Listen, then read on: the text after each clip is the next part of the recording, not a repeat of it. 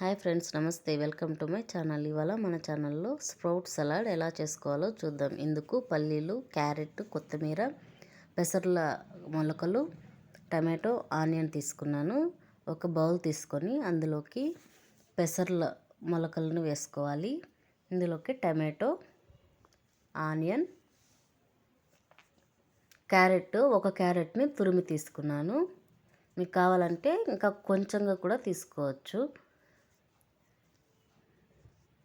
పట్టు తీసి పెట్టుకున్న పల్లీలు, కొత్తిమీర వేసుకోవాలి.